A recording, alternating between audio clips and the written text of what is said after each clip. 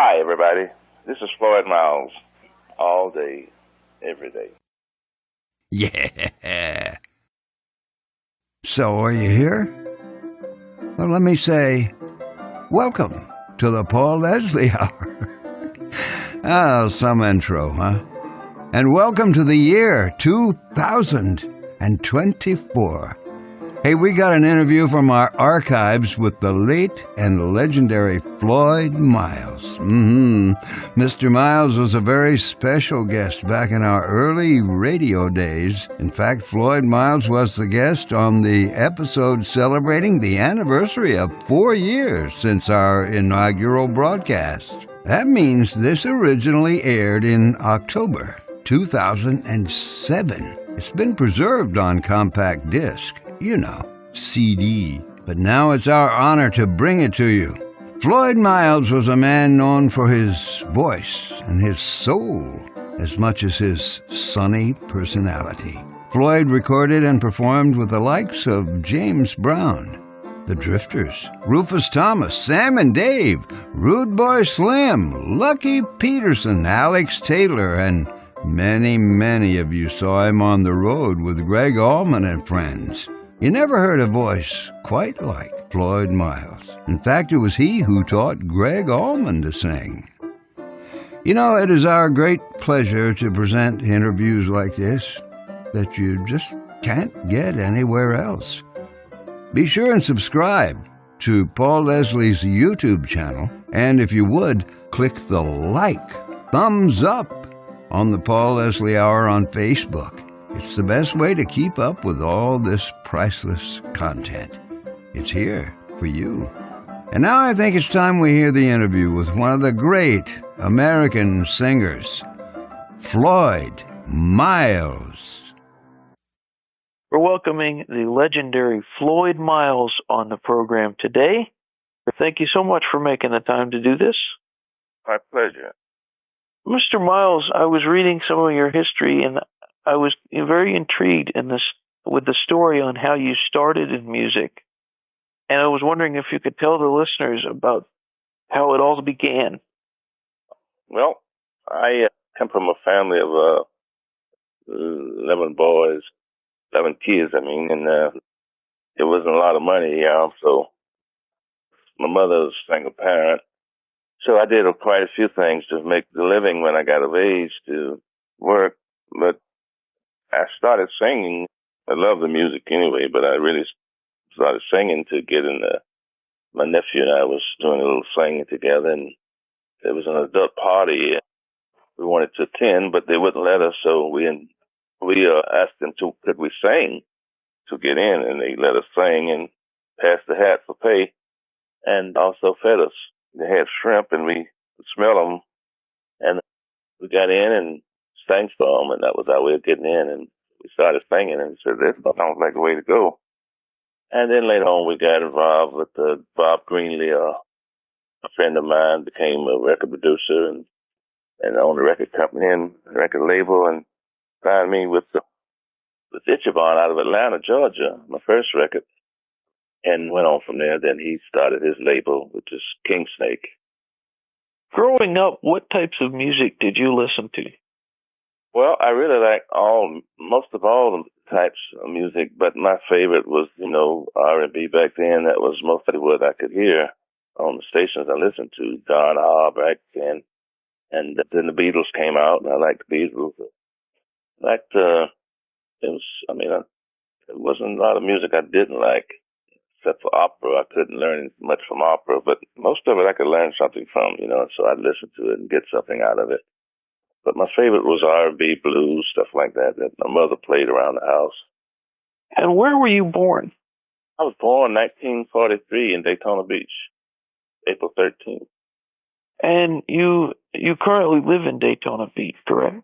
Yes, I've been here for 64 years. I've lived in other cities monthly, like I moved out to California with Gregory for about 3 months when he was out on the West Coast, and I lived in Georgia for about a year, but Daytona Beach has been my favorite and been my home and I imagine now it'll always be my home.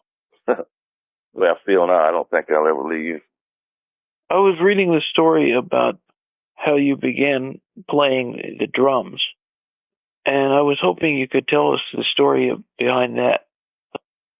Well, a friend of mine, I always did like drums too, but I couldn't afford any. But and I played bass drum in school. A friend of mine let me borrow his bass drum, and I was always interested in beats, and playing, but didn't have my own equipment, so I was just singing. And I sang at this place called Ocean Pier, and down below at the foot of it, entrance at the pier, there was a club called the Surf Bar, and a group played there by the name of the Universal, and the band leader was by the name of Lindsey Morris.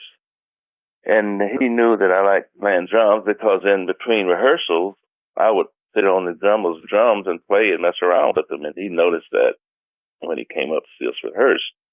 His drummer was a singer, and drummer, his drummer sang and played drums, and he left the group. So Lindsey asked me to join the group, and I advised him I wasn't a drummer. He said, "Well, I've seen you play, and I can teach you to play drums. You already sing, and I want to sing in drummer, so I'll teach you to play the drums." So he got me a set of drums, a piece together some drums for me, and I started playing them. They taught me the backbeat, the bossa nova, shuffle, and waltz, and that type of stuff. And I learned to play on the job at the Surf Bar. I don't know if the club is still in existence, but there was a club called the Ocean Pier. Yeah, that's where I was playing at when I started playing drums with Lindsey Morris. I left there to come play with him. That's where I started playing professionally at when I first got paid for it, Yeah, it's called Ocean Pier, and it's right on the main street, and it's a big dance hall there, and it's a fishing pier, and it's connected, and the guy would have dances in the hall because there wasn't nothing else going on too much, and so we perform there sometime weekly in the summertime, nightly, and weekends, but off season we would just do weekends, but in the summertime, school breaks, college kids come to Daytona, and we would play every night at the Ocean Pier. And that's where you first met Gregg Allman and Duane Allman, right? Yeah, Duane Allman I met, you're exactly right, at the Ocean Pier with the guy in our band. We had a band, Bob Green formed a band, the House Rockers, and we had an all-black singing group, which was the Untills. And in the band there, Jim Shipley played guitar, and he was a friend of Duane. He introduced us to Duane, and Duane ended up playing with us. So that's where I met Duane Allman and Gregg Allman at the Pier. One of my favorite artists is Clarence Carter. And I worked with Clarence for a while. That was I was in Macon, Georgia, doing sessions with the Capricorn, and Roger Redding is the manager of Clarence Carter's road manager.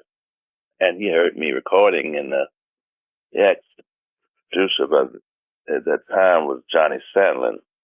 He asked Johnny who was playing the drums and singing, and he said Floyd Miles. So he came by to hear me record and asked me to play drums with him, Clarence Carter. And realizing I sing, Clarence heard me one night singing in the car and asked me to start to learn some songs to open up for him in the band, So I played with Clarence for a while till he got ready to go to Europe, and I was doing a record at Capricorn, and I was told to come home and form a band because my record was coming out and get it all together, but it didn't happen, so that's when I left Clarence Carter. It looks like who's who, the music of the last 40 years, all the people you've played with. I was hoping you could tell us, out of all the people you've played with and recorded with, is there any in particular that stands out in your mind as a particularly memorable experience? Well, let me say that Clarence Carter and all those people I played with, Roger Redding also had a booking agency that his brother was involved with, and he booked those people, and a lot of those people that I played with was his artists, and I played with that made it easier for me to get those gigs with those people. But I really dug Clarence Carter. He's blind, and he's He don't drink, don't smoke, don't curse, and he's a great person, easygoing, just amazed me every night to watch him play and watch him get around and deal with life, and he's funny, he had a sense of humor. So I could say I really dug Clowns. He's one of my favorites. And you've been touring with Gregg Allman and Friends. Yeah, Greg, I guess as you know, we grew up together, met him back in, about 40 some years ago. Been married 44 years, and I met Gregory the time I met my wife. And, we kind of been hanging out together. He sings on all my records. First got my record deal, I called him and asked him about it, and he said, well, go for it. And came down and recorded with him. And so that's been like 4 albums ago, and he's been on all of them. Actually 5. So I've been touring with him on my off days, and it's been fun. In fact, we're starting to go on a tour now, and we started October, I think, October 11th, I think we start. What is it that you think it is about Gregg's music that draws so many people to him? Well, I don't know. I'll tell you one thing. In my mind, I always look at him and I think about Elvis when I see him. He's got a personality that's like nobody else that I know. He's gentleman. He's gentle. He's talented. Nice looking guy. He's courteous. He's a great person to have as a friend. He's just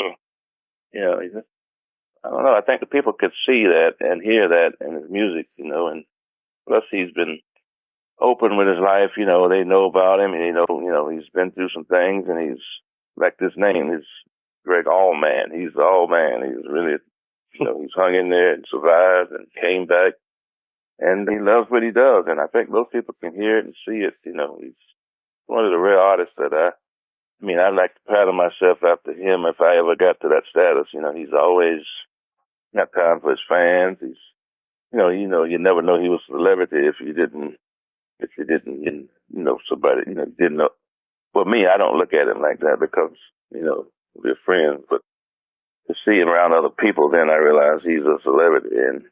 But you never know if you didn't know him, didn't know his music. He's just, to me, he's just a gentleman and a nice guy. But a lot of people, I think can relate to some of the stuff that he says in his song.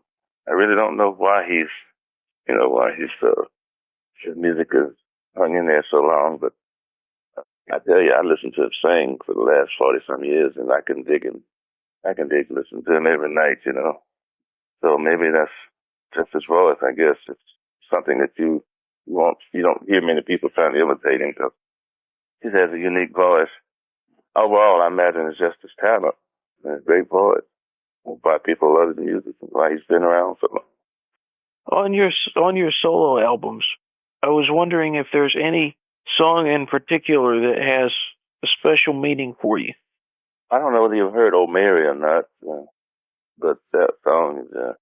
I don't normally write songs, real deep because I'm such a, I'm really a happy-go-lucky person, but I try to write about what I've seen and what I've experienced, and I just, but to answer your question, I think "Oh Mary" is one of my deepest songs that full meanings that lived and come out of, experience. When someone is either listening to one of your records or they're at a concert and they're out there having a good time and enjoying themselves, I was wondering, out of your music, whether it's just listening to it or actually going to a performance, what is it that you hope that folks get out of seeing you or hearing you? Well, when I go out playing, that's one time that I really forget all my problems, forget all about, things that the good experiences, the bad, the negative, the positive. When I'm on that stage, my arthritis is not bothering me. I feel great. I'm looking at people, making them happy. I think that making people happy is what I really, want to walk away thinking that, it made somebody feel like I did, forgot about all the problems, and everybody got them. And I think people want to have fun and forget about all that when they come to a concert. They want you to entertain them. And that's what I try to do. I try to give them something that will help them forget about all the negative stuff and just have a good hour and a half of just, enjoying themselves. When you're not doing music, what do you enjoy doing with your time? Well, I enjoy life. I enjoy the little things, man. I enjoy, cooking on the grill, calling some friends, doing a little prank on them, checking on my family and calling them and telling them I love them because I realize that, we're not going to all be here. And so I always, I just enjoy people and I love life. And I just try not to take nothing for granted, Just try to be as good a person as I can and try to help as many people as I can and do the best I can. And I'm raising a little granddaughter now that, really has given my life a lot of meaning, new life.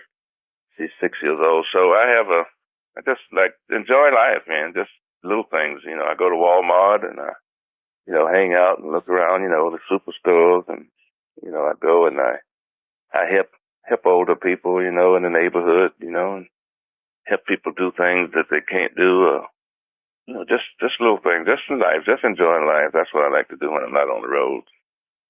This broadcast is going to be sent out all over the world. So my last question for you, I was wondering what you would like to say to the world. Well, I think I'd like to say, well, number one, take care of yourself, and number two, try to take care of somebody else too. Well, Mr. Miles, I thank you so much for giving us this interview. And I look forward to seeing you in Atlanta in a couple of weeks. I guess that's next week. Yeah, I think I'll leave next Tuesday, and then I'll think we play next Friday or Saturday. I don't have the itinerary in front of me, but I think you're right. Yeah, well, I'm looking forward to it, and I thank you so much. My pleasure. All right, thanks so much. Okay. We thank you and appreciate you dropping in for the Paul Leslie Hour today. You can help the Paul Leslie Hour in our mission to provide independent media content like this by visiting www.thepaulleslie.com/support. We truly thank you. This is your announcer speaking. Performance of The Entertainer intro song and Corina outro song, courtesy of John Primorano. Well, that's it for today. So until next time, be safe and be good.